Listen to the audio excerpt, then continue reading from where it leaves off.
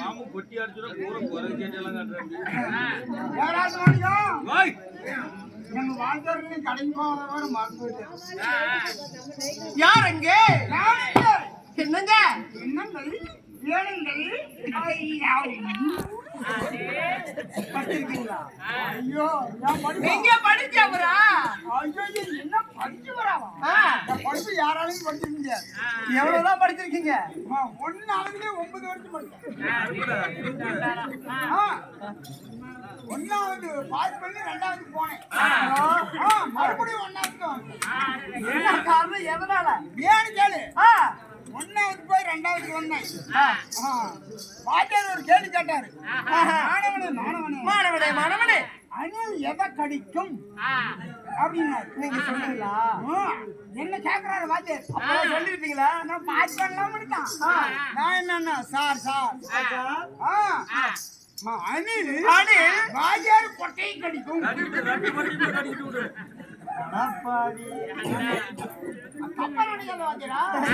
அது கொய்யா மரத்துல கொய்யா காய்க்குது. அதுல ஒட்டல் அத சொன்ன நான். சரி நம்மள கொட்டையை கடிக்க சொல்ற அப்படின்னு மறுபடியும் 1வது போட்டாங்க. அப்புறம் டீச்சர் வந்தாங்க. மாணவனே பூனை எதை குடிக்கும் இது தெரிஞ்சிருக்குங்க அப்படின்னு கேட்டாங்க. அவரு டீச்சர். நான் என்ன டீச்சர் பூனை டீச்சர் பாலை குடிக்கும் அப்படின்னு. விடையெல்லாம் சரிதான், சொன்ன விதம் தான் தெரியல. நான் என்ன சொன்னேன்? டீச்சர் பாலை குடிக்கும் பூனை அப்படின்னு. மறுபடியும் 1வது போட்டாங்க. நான் கரெக்டா தான் சொன்னேன். என்னைக்குமே இந்த பள்ளிக்கூடம் போறது முதல் மார்க்கே தான். எல்லாத்துக்கும் முன்னாடி படிச்சு விடுவாரு. அதனால முந்திரி கொட்ட மாதிரி டீச்சர் பூனை வளர்க்குது. டீச்சர் கொண்டு போய் பாலை வைக்குது. அந்த பால் ஆறுது டீச்சர் தானே. ஓஹோ, அவங்களுக்கு புரிஞ்சுக்கல. அது வேணா அவையும் படிப்பா அப்படி. நீ படிச்சு இப்படி படிச்சுட்ட. ஊடெல்லாம் எங்க இருக்குது? அருவாகரமா பேசுறியே.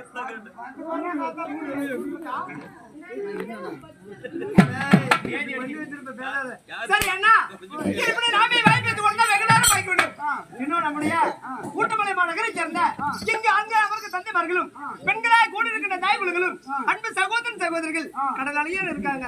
காரணம் என்ன தெரியுமா? ஸ்ரீ பிளிகுண்டு மாரியம்மன் அதற்கு அஷ்டபந்தன மகா கும்பாபிஷேகம் 48 நாள் மண்டல பூஜை முடித்து தனக்கென்ற குடும்பத்துல எந்த ஒரு குறையும் வரக்கூடாது. தான் குழந்தைகள் கற்கின்ற கல்வி கற்பவை கற்றுப்பண்ணிருக்கு அதற்கு தக்க என்பன போல நல்ல முறையில பாடசாலையில படிக்கணும். வாலிப பருவத்தில் அரசாங்க உத்தியோகம் பெறணும்.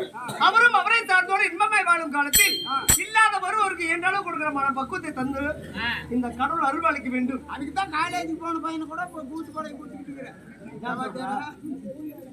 அதனால எல்லாரும் வாழ வேண்டும் என்பதற்காக ஊர் பொதுமக்கள் அனைவரும் ஒன்று சேர்ந்து பல லட்சக்கணக்கில் செல்வங்கள் செய்து இன்னும் ஊர் கவுண்டர் பட்டக்காரர் தர்மகர்த்தா ஊர் பூசாரி இளைஞர் மன்ற மகளிர் ஏற்பாடு மன்றங்கள் அனைவரும் ஒன்று சேர்ந்து இந்த நல்ல நாள்ல ஒரு தெருக்கூத்து நாடகத்தை வைத்து கண் விழித்து பார்த்து காது சேர்ந்து கதை கேட்டா தன்னுடைய குடும்பத்தில் இருக்கிற பின்னி சூனியம் பெருத்த பாக்கி கந்திச்சி ஓமடி துஷ்டர்களை தூர விலக்கி செல்வ சிறப்போடு சீரஞ்சியா வாழ வேண்டும் என்பதற்காக நம்முடைய ஒண்டிமா மற்றும் ரெட்டியார் வாத்தியார் தலைமையில நல்லமில்ல அருமணி வைத்திரார் நல்லூர் தனபால் வாத்தியார் மாதேசி நாடக சபா நல்லூர் மாதேசி வாத்தியாரு அவன் கிடக்குறான். எப்படி நீ பட்டினே போடுங்க மாதேசி வாத்தியார் ஊட்டி பண்றது. அதனால் நம்முடைய கலைக்குழுவை அனுபவம் அழைத்து வந்து இதற்கு தூண்டாத வடிவிலுக்கு துணிவிட்டு இருந்தாலும் தூண்டுகோலி வேணும். ஆமா, நம்ம ரெட்டியார் வாத்தியார் சத்து தான் வேணும் அப்படின்னு அரும்பாடுபட்டு அழைத்து வந்த அன்பிற்கும் மதிப்பிற்குரிய வந்துக்கிறாரா அது எத்தனை வருஷம் ஆகுது இன்னைக்கு சொல்லி தெரியல. போட கூட்டிட்டு போக கூடாது. ஆமா ஆமா இன்னும் மதிப்பிற்கு மரியாதை இருக்க நம்ம அன்பு அண்ணா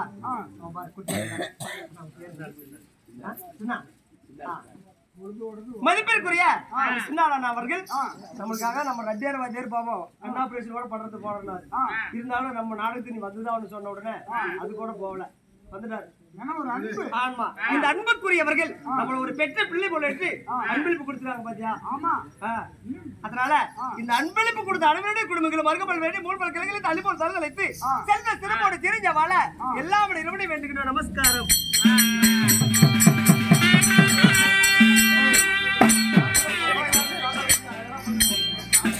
அதனால் இன்று இந்த கட்டண மாபெரும் சபை முன்பதாய் நாம் நடத்தக்கூடிய நாடகம் இதிகாசங்கள் 2 ராமாயண மகாபாரதம். அதான் ராமாயணத்தில் ஒரு பகுதியை விளக்கப்பட்ட ராமர் மாதகி பட்டாபிஷேகம் என்று சொல்லுவதற்கு அறிந்தவரை ஆடிக்கொண்டு இருக்கணும். இந்த நாடகத்துல யாரு, என் பெயர் என்ன, என் விருத்தாந்திரம் என்ன சொல்லிட்டுங்களா? செவி கொடுத்து கேட்பீங்களா? ஆகட்டும்பா.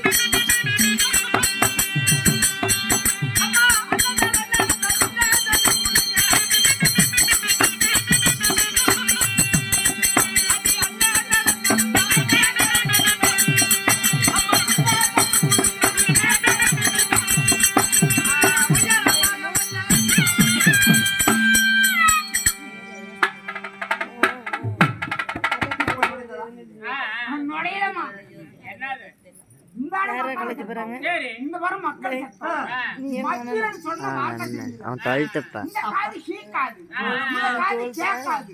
அவன் 12th நான் 11th காலேஜ் ஒன்றும் போகல. 12th முடிச்சுட்டு போவான்.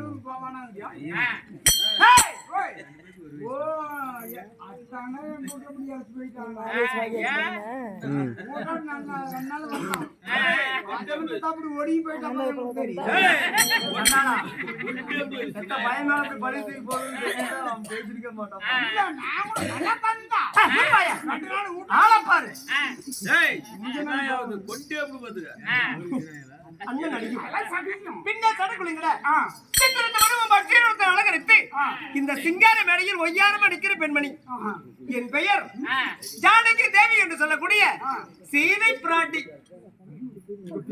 சீதா பிராட்டி மக.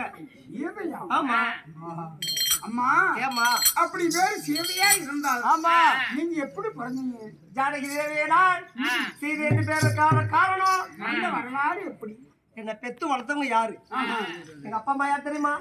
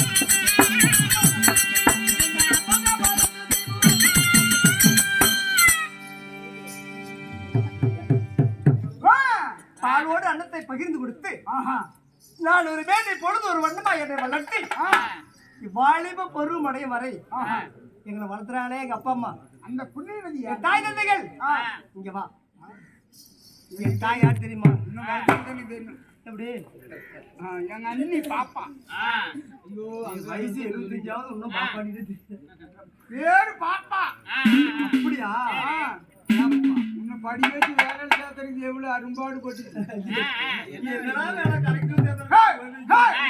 கவர்மெண்ட் வாழ்த்தான் அதான் விலையை ஏத்துறீங்களா முகமான மாட்டேன் 6-10 ரூபாய் சேர்த்து கொடுக்க மாட்டேங்கிறாங்க ஆமா செட்டுக்கு வாத்தியார் தான் கடைக்கு வந்தா ஏவாத்தியார் ஒரு 5 ரூபா கம்மியா தான் கொடுக்க மாட்டேங்கிறேன் அது தொழில் தொழில் இன்னைக்கு பட்டினியே போட்டு வாத்தியாரா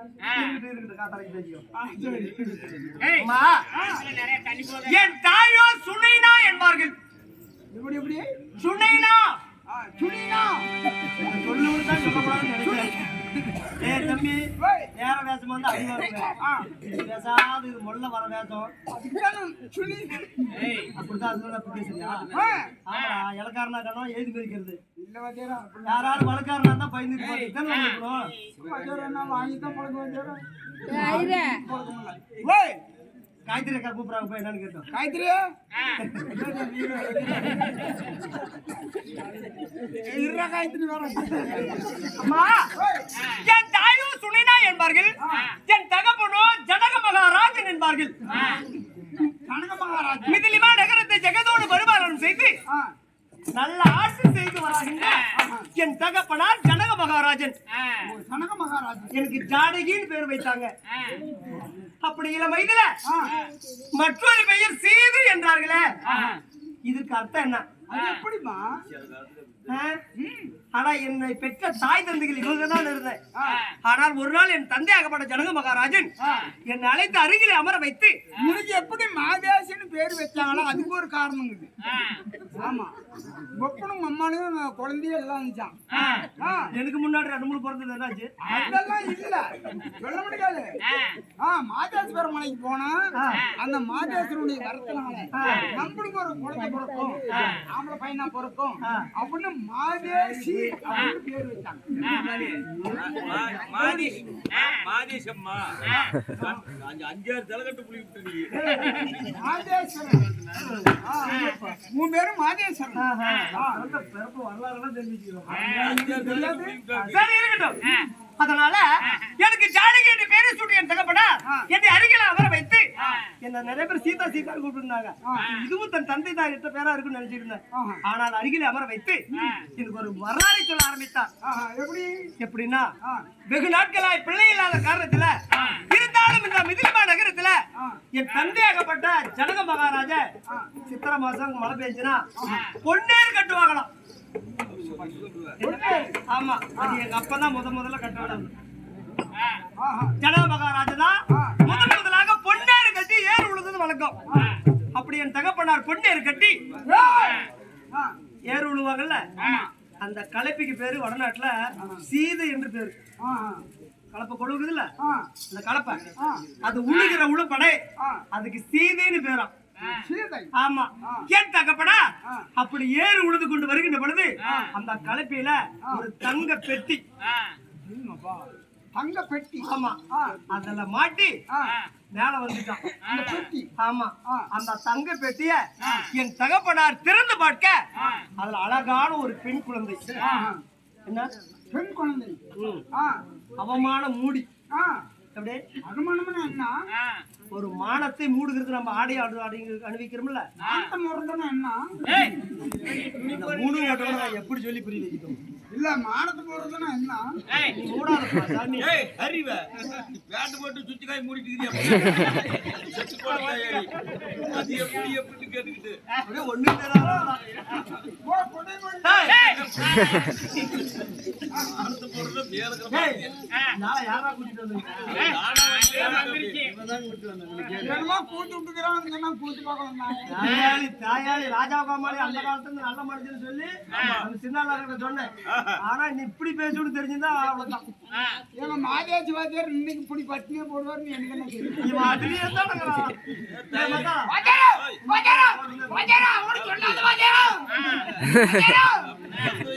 டேய், மூடு வாயா. அவளை பாரு, அவளை பாரு. அதனால அந்த தங்க பெட்டிய திறந்து பார்த்தால் அழகான ஒரு பெண் குழந்தை அவமானத்தை மூடி இருந்தன. மாலை சுத்தி இருந்தது. என்ன மாலை சுத்தி?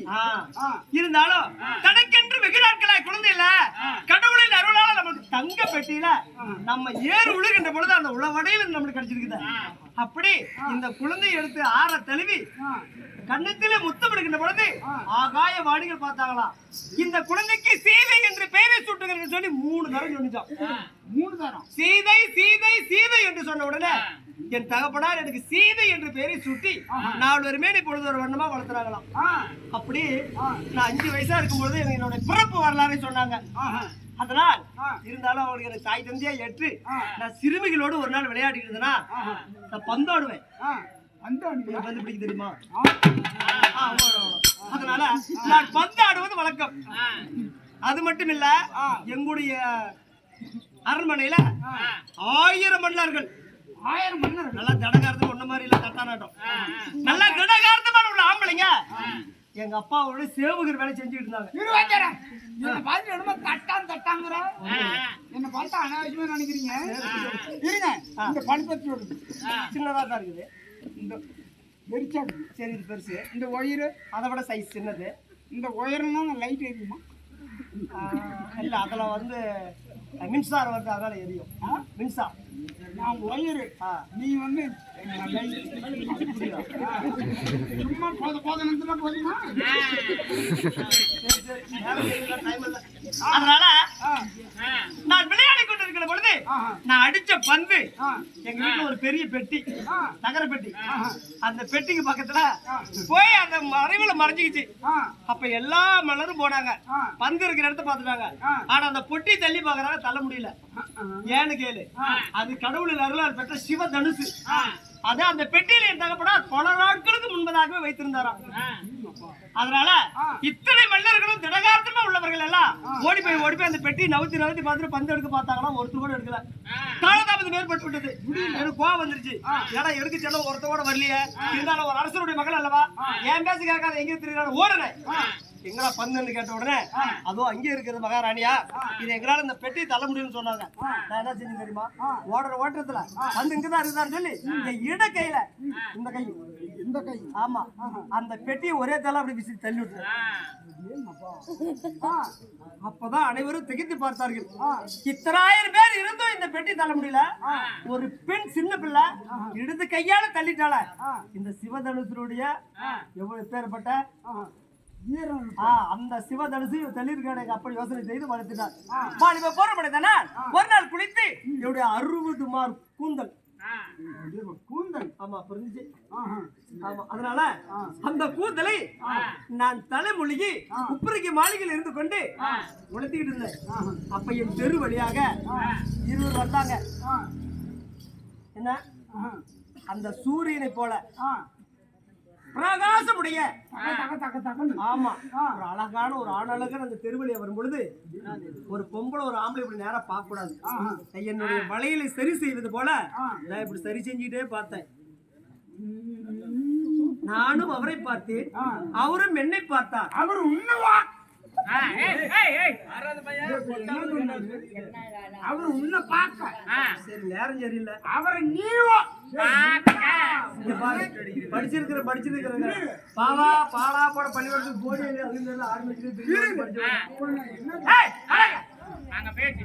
அவரும் நோக்கினார். நோக்குதல் என்றால் பார்த்தல் அர்த்தம் தமிழ்ல. நானும் பார்த்தேன். அப்பவே மனசுல ஆசைப்பட்டேன். அதன் பிறகு எனக்கு சுயம்பரம் வைத்தார் என் தகப்பன். ஆமா, அந்த சுயவரத்துல எப்படி தெரியுமா, அந்த பெட்டியில இருந்துச்சு சிவ தனுசு. அதை எடுத்து வைத்து இதை வில்லை வளைத்து நாடை ஏற்றுவார்களுக்கு என் மகள் என்றார். எல்லா நாட்டு அரசரும் வந்தாங்க, அந்த சிவதனுசு தூக்கி கூட பார்க்க முடியல. ஆனா அன்னைக்கு நான் பார்த்த பாரு, அவரும் வந்திருக்கிறார். அந்த சிவதனுசை எடுத்தாரு, வளைச்சாரு, ஒட்டி. அப்ப என் தகப்பனார் பார்த்து, என் மகளுக்கு ஏத்த புருஷன் நீதான் சொல்லி என் சித்தப்பா பிள்ளைங்க 3 பேர் அக்கா தங்கச்சிங்க. ஆமா, அவங்கள எல்லாம் அவருடைய தம்பிகளுக்கு சேர்த்து 4 பேருக்கும் ஒரே மேடையில திருமணம் செய்தார்கள். ஒரே மேடை. அப்ப அவர் யாரு? அந்த சிவ தனுசு உடைச்சவர் யாரு? முதலாக என் கண்ணிலே பட்டவர் யாரு? அம்மம்மா பிரகாஷ். அவர் யாரு இல்ல, குடைகிற அயோத்தி மாநகரத்தை ஜெகதோடு பரிபாலனம் செய்து வந்த தசரத சக்கரவர்த்தியார் கோசலை கைகை சுபத்திரை மணமுடித்து 4 பிள்ளைகளை பெற்றார். அதுல முதல் பிறந்தவர் கோசலின் மகனாய் இருக்கப்பட்ட அன்னைக்கு நான் பார்த்தல, அவர் தாண்டி நம்ம முறுக்காதாயா புடவை கிளீன் போயிடும். ஊரே சேர்ந்து எடுத்து கொடுத்துருக்குது. எடுத்து கொடுத்துருப்பாங்க. ரொம்ப முறுக்காத கண்கண்ட தெய்வமே கணவனே கண்கண்ட தெய்வம் நினைப்பாங்க. அதனால கணவன் பேரை தன் சாகுள்ளவரை தவறுதலேன்னு சொல்லலாகாது. கற்புடைய பெண்கள் தன் கணவரை காதலித்து கெட்ட பேர் வாங்குவதை விட கண்டவன் சென்று 10 காதலித்து நல்ல பேர். மயிரம்மா மயிரம்மா மயிரம்மா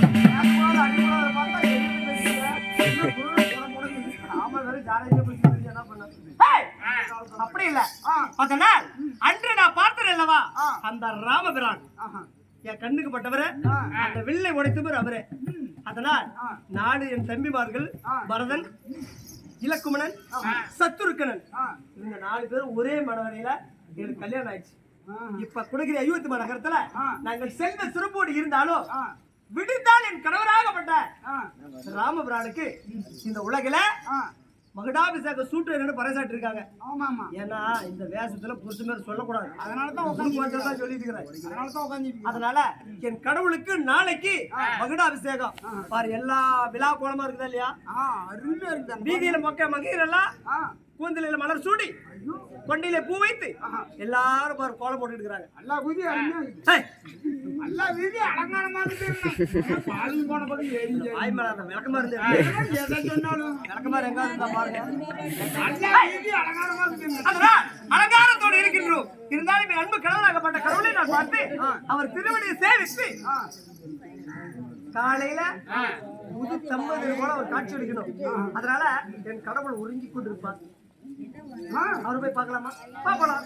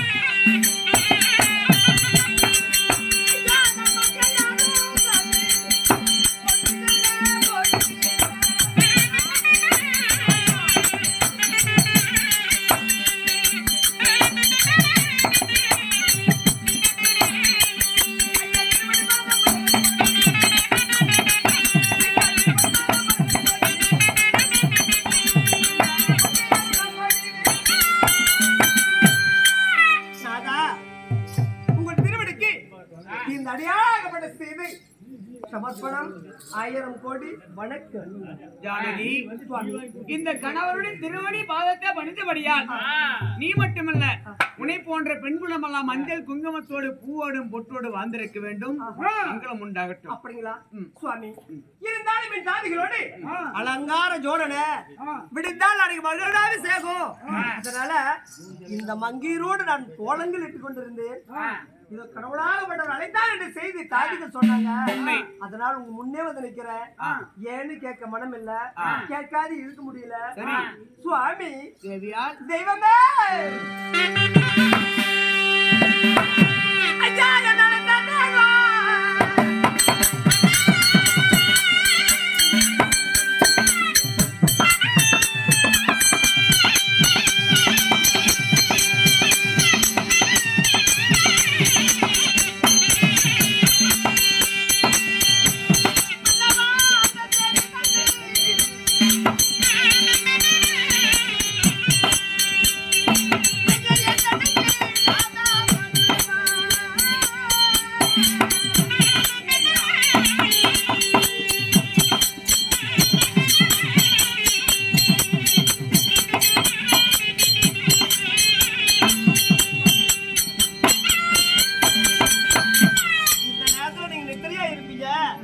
அப்படின்னு நான் நினைத்தேன்.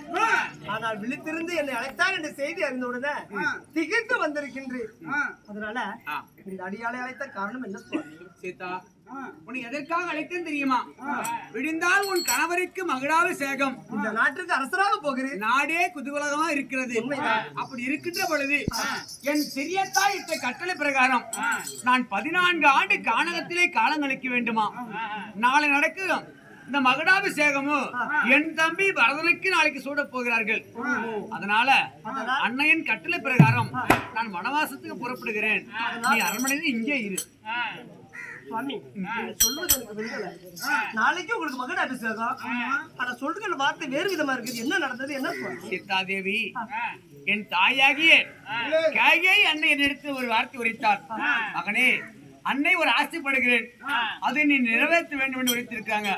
அன்னையின் ஆசை நிறைவேற்றிருந்தாயே என்னவென்று கேட்கின்ற பொழுது நாளை நடக்கும் மகுடாபிஷேகம் மணிமகன் சூட்டு விழாவில் நீ ஏற்க கூடாது, என் மகனாகி பரதன் தான் முடி சூட்ட வேண்டும். சரி, அது நல்லதுதான். தம்பிக்காக மகனாக சூட்டலாம். நான் அப்படித்தான் சொன்னேன். ஆனா நீ இருக்கு வரை அவன் மணிமகனை சூட மாட்டான். அதனால என்னுடைய ஆசை நிறைவேற்ற வேண்டும் என்றால் நீ இங்க இருக்க கூடாது, 14 ஆண்டு வனவாசம் இருக்க வேண்டும் அப்படி என்று சொல்லி தாய் சொல்லிருக்காங்க. அன்னை சொல்ல வார்த்தை பிரகாரம் வனத்துக்கு போக வேண்டும். நாளை நடக்கும் முடிசூட்டு விழாவில் நீ கலந்து கொண்டு இங்கே இருமா. போகிறீரா?